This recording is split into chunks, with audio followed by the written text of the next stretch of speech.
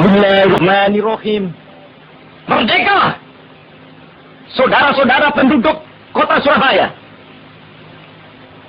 Kita semuanya telah mengetahui bahwa hari ini tentara Inggris telah menyebarkan pamflet-pamflet yang memberikan suatu ancaman kepada kita semua. Kita diwajibkan untuk dalam waktu yang mereka tentukan menyerahkan senjata-senjata yang telah kita rebut dari tangannya tentara Jepang. Tetapi inilah jawaban kita. Selama banteng-banteng Indonesia masih mempunyai darah merah yang dapat membuat setarik kain putih, merah dan putih, maka selama itu tidak akan kita mau menyerah kepada siapapun juga. Allahu Akbar, Allahu Akbar, Allahu Akbar. Merdeka! Yang dinanti selama ratusan tahun itu akhirnya datang juga. 17 Agustus 1945, Indonesia menyatakan dirinya merdeka sebagai sebuah negara yang berdaulat.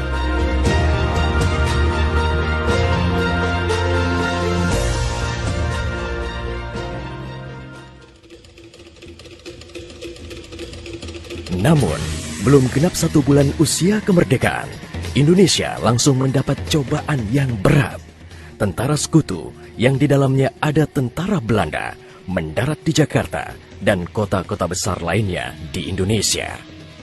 Bung Karno dan Bung Hatta berupaya melakukan upaya diplomatik untuk mendorong tentara sekutu bekerja profesional, hanya mengurus tahanan saja dan tidak mengutak-ngatik status kemerdekaan Republik Indonesia.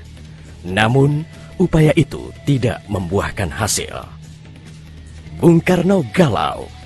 Ia menghitung jika sampai terjadi peperangan, secara matematis tidak akan mungkin bisa mengalahkan sekutu. Persenjataan mereka jauh lebih lengkap dan keahlian militernya lebih memadai. Atas saran Jenderal Besar Sudirman, Bung Karno diminta mengirim utusan khusus kepada Roisul Akbar Nahdlatul Ulama, Hadratul Syekh Kiai Haji Hashim Asy'ari di Pondok Pesantren Tebu Ireng, Jombang. Tujuannya meminta fatwa Kiai Hashim tentang hukumnya berjihad membela negara yang notabene bukan negara Islam seperti Indonesia. Kiai Hashim lantas memanggil Kiai Haji Wahab Hasbuloh dari Tambak Beras, Jombang. Kiai Wahab diminta mengumpulkan ketua-ketua NU se-Jawa dan Madura untuk membahas persoalan ini.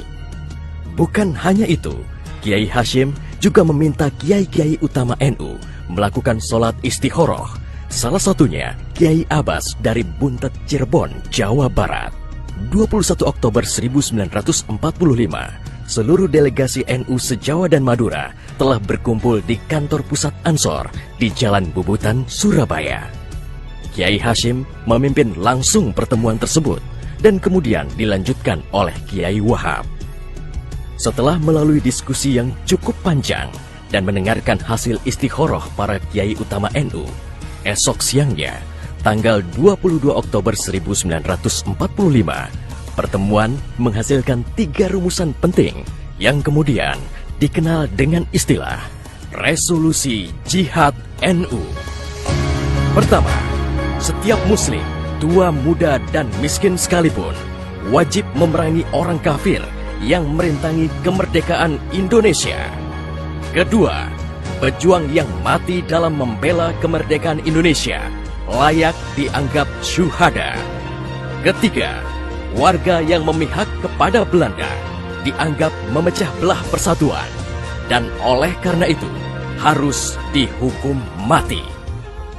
Dokumen resolusi jihad ditulis dalam huruf Arab Jawa atau pegon, ditandatangani Kiai Haji Hashim Asy'ari, disebarluaskan ke jaringan pesantren, tak terkecuali kepada komandan-komandan Laskar Hizbullah dan Sabilillah di seluruh penjuru Jawa dan Madura.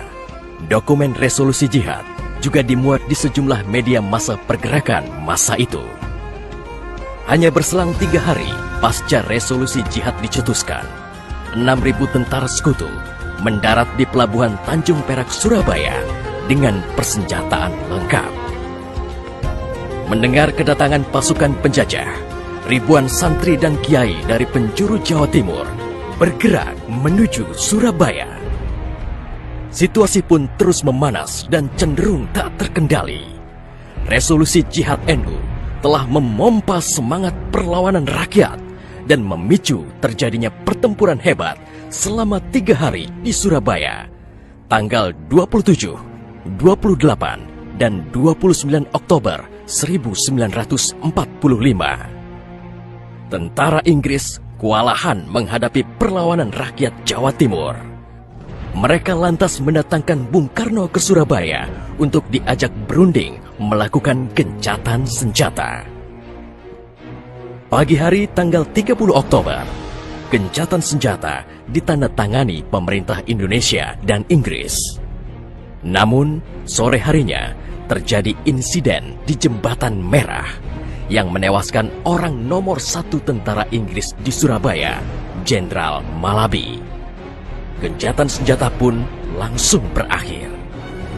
Pengganti Malabi, Jenderal Robert Munser, mengultimatum Laskar Pejuang dan tentara Indonesia agar menyerahkan senjata kepada Inggris paling lambat 10 November 1945. Jika tidak, Inggris mengancam akan membumi hanguskan Surabaya. Mendengar ancaman itu, para komandan Laskar Hizbullah, Sabilillah, Mujahidin, TKR, dan para santri marah besar. Seorang pemuda bernama Sutomo atau yang dikenal dengan Bung Tomo sowan kepada Kiai Hashim. Ia meminta izin kepada Kiai Hashim untuk menyiarkan dan menyebarluaskan resolusi jihad melalui radio. Bismillahirrahmanirrahim. Merdeka! Saudara-saudara penduduk kota Surabaya, kita semuanya telah mengetahui bahwa hari ini tentara Inggris telah menyebarkan pamflet-pamflet yang memberikan suatu ancaman kepada kita semua. Kita diwajibkan untuk dalam waktu yang mereka tentukan menyerahkan senjata-senjata yang telah kita rebut dari tangannya tentara Jepang. Tetapi inilah jawaban kita. Selama banteng-banteng Indonesia masih mempunyai darah merah yang dapat membikin setarik kain putih, merah dan putih, maka selama itu tidak akan kita mau menyerah kepada siapapun juga. Allahu Akbar, Allahu Akbar, Allahu Akbar. Merdeka! Pertempuran 10 November membuat malu tentara Inggris. Target mereka menguasai Surabaya dalam waktu 3 hari tak terbukti. Bahkan di hari yang kedua, Inggris kehilangan Jenderal Robert Munser. Artinya, dalam 1 bulan menghadapi arek-arek Surabaya, mereka sudah kehilangan 2 jenderal terbaiknya. Perang Surabaya berlangsung selama 3 minggu. Takbir dan pekik merdeka menggema selama pertempuran berlangsung. Meski pada akhirnya Surabaya jatuh ke tentara Inggris, namun Inggris mengalami kerugian yang cukup besar. Ribuan serdadu terlatihnya tewas, termasuk 300 serdadu Gurkha Inggris dari India dan Pakistan yang membelot ke Indonesia setelah tahu lawan mereka adalah para ulama Islam dan santri yang sedang berjihad membela negaranya. Korban di pihak Indonesia sendiri, 60.000 tentara, laskar, para santri, sukarelawan, dan rakyat Surabaya gugur sebagai syuhada. Tanpa resolusi Jihad NU, tidak akan ada peristiwa heroik 10 November 1945.